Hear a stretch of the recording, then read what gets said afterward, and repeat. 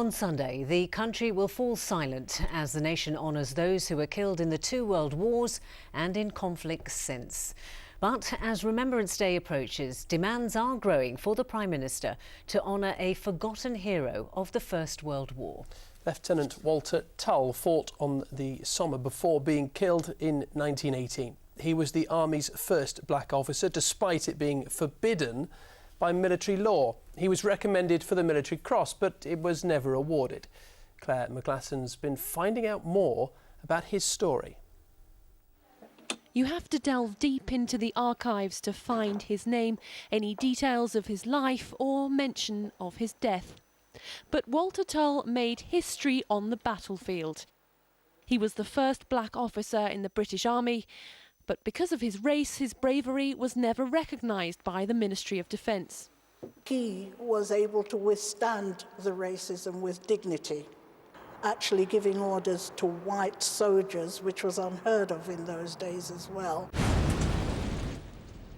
Lieutenant Walter Tull gave his life on the battlefield, but his fight began on the football field.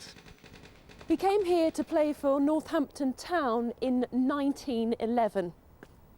One of the first black British professional football players.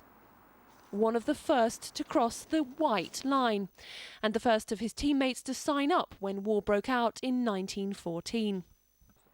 Today, groups of young footballers visit the battlefields of the Somme where he and many of his fellow players died. When Walter was wounded, he went out into no man's land, tried to bring him back, but couldn't. There's no known grave, and his body's never been found. And his bravery has never been recognised. He was recommended for the Military Cross, but it was never awarded. Because according to the Army's race rules, he should never have been an officer in the first place. MP Brian Binley is leading a campaign to get him the recognition he deserves.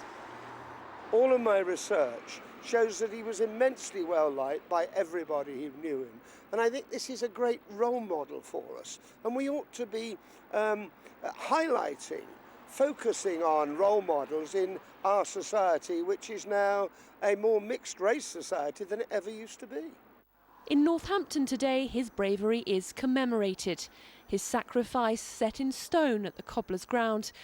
But one day, the town's forgotten hero may be formally remembered.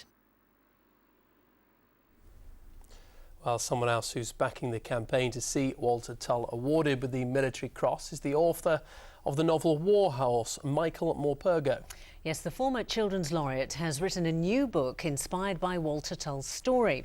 And earlier, I asked him how he first became aware of the bravery of this man, who was the Army's first black officer. In fact, it was my illustrator, a wonderful man called Michael Foreman, who rang me up and said, look, you've got to know about this man because I find him truly inspiring, he said, and indeed he was when I read about him. But I, of course, am not a biographer. I write fiction. But I was so inspired by this, and I so wanted his story to be known. And you can do that through fiction, you know, and that's what I decided to do. So I've written this story, which is a sort of a who do you think you are through a family. And one of the members of this family is black, and there's a whole lot of secret around it which will only emerge. I'm not going to tell you what happens, otherwise you won't read the book. I think lots of people will read the book, Michael. But I want to ask you about your campaign to get a medal, the Military Cross to be specific, for Walter Tull. Tell us about that. Well, I suppose joining with the family and with other people who supported this for many, many years now, it is so important. We can put right injustices. And the big example, funny enough, comes from America. At the very same time that Walter Tull was in the First World War, there was an American sergeant also awarded in the American Army the Medal of Honor, highest award that you can get. He was awarded it, he never got it, he was killed in the same month, in fact, as Walter Tull. And all these years people campaigned and said he should have his medal, he must have his medal. And finally, 10 years ago, the President decided, yes, he should have his Medal of Honor, and he was granted it. And I think my own feeling is that the Prime Minister, who is a man I know who believes in justice as much as anyone else, all good thinking people, will do this because, and it's the right moment. Here we are coming up to 2014 when we're going to be remembering so much those million or so men who left this country of all colours, of all religions, of all classes, to go and serve this country. And this was an extraordinary, heroic man, and we should recognise that and let him have his medal. It would certainly be a fitting tribute. Michael Morpurgo, thank you very much for joining us. Thank you so much. And at the Cenotaph on Sunday will be representatives from all the armed forces and those who work night and day for the war effort, the Land Army, the Home Guard and so on. But this year, for the first